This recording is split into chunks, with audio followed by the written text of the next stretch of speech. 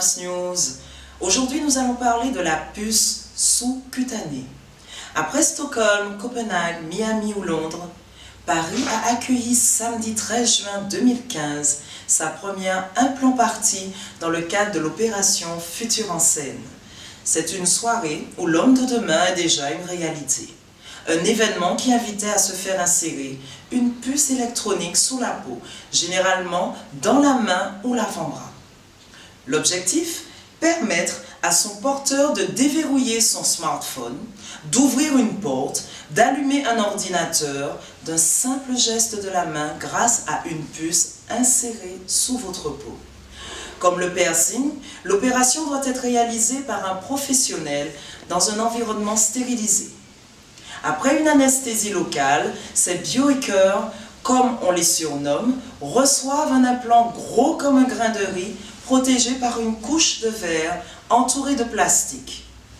Une fois l'opération terminée, facturée tout de même 200 €, l'objet est imperceptible et ne gêne en rien son porteur. L'implant, qui fonctionne sans batterie, s'utilise alors comme une carte magnétique à laquelle on assigne une tâche. Pratiqué aux États-Unis depuis une dizaine d'années, le puçage cutané s'étend rapidement en Europe. Certaines entreprises suédoises proposent déjà l'implant des puces à leurs employés afin de les rendre plus productifs et en Espagne, elle sert de moyen de paiement dans certaines discothèques.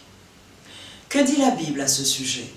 Dans Apocalypse 13, versets 16 à 18, il est écrit « Elle fit en sorte qu'on impose à tous les hommes, petits et grands, riches et pauvres, libres et esclaves, une marque sur leur main droite ou sur leur front.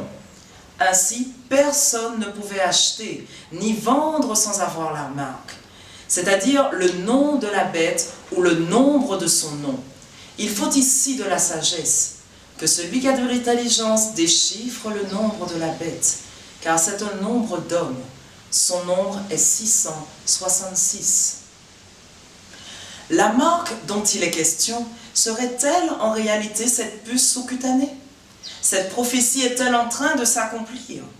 Le but ne serait-il pas que l'homme s'habitue à l'idée, puis habitué à l'idée la tolère, puis enfin l'accepte?